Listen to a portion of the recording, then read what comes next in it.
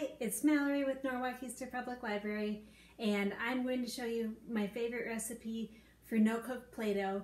This is really easy to do at home.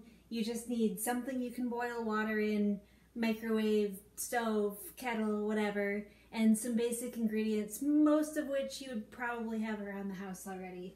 Flour, salt, oil, food coloring. The only one that you might not have is cream of tartar, but look around in your cupboard. Maybe you made snickerdoodles that one time and you don't know what to do with the rest of it. So that is all you need. First thing we do is take the flour and measure it out into a bowl. This is a really good step for kids to help with. You get some math, you get some practice following recipes, and I always like to show them that to follow a recipe the best way, you're going to need to use something with a flat edge to level it off so that you don't put in way too much flour. So there's one.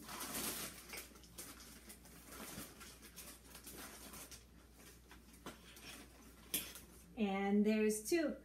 Now we put in the rest of our dry ingredients, which is a cup of salt and 2 tablespoons of cream of tartar. If you don't want to spare that much flour or you don't have that much salt around, because of the measurements, this is really easy to cut in half, so you can just do a half recipe, and that works great. That's also a nice thing to do if you just want to make a bunch of different colors, to just make a bunch of different half batches. So we mix all the dry ingredients together, and then you're going to want to make kind of a well in the middle and pour in your oil and your food coloring. Be really careful with this, it'll stain. We'll just start with about 6 to 8 drops.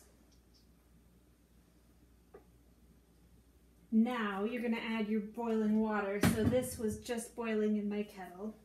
This is the part that grown-ups are going to want to do. And then remember, it won't look very hot in here after you put the hot water in, but it's super hot, so be really careful.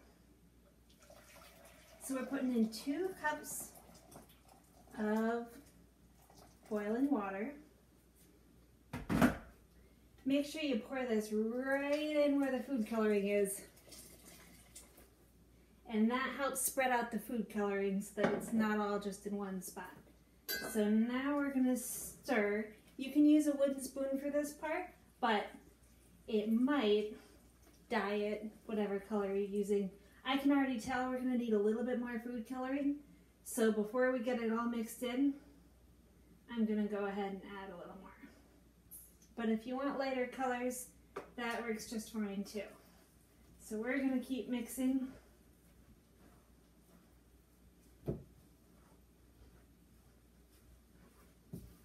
And you'll get it all mixed, and then you'll notice that it looks kind of gooey sometimes, and that is just fine.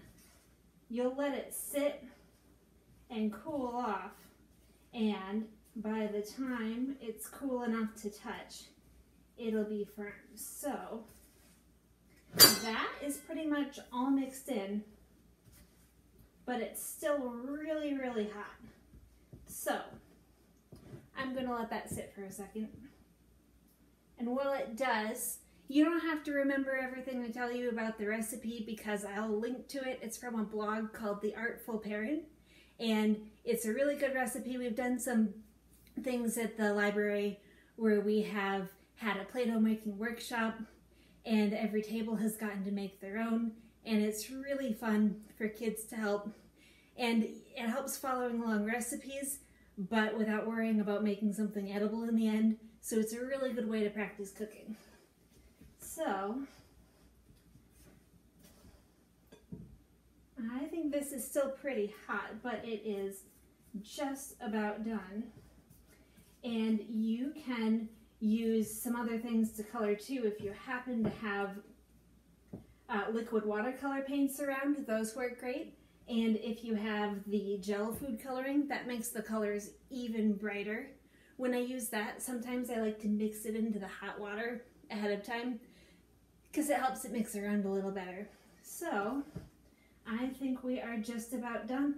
Once this is cool enough to touch, you will just knead it a little bit to make sure that you get all of the stuff that isn't mixed in yet together, and then you're ready to go. Put it in an airtight container like a Tupperware or a Ziploc bag, and it'll last for usually a couple months, maybe a little less than that if you let it dry out. So I hope you have fun making Play-Doh.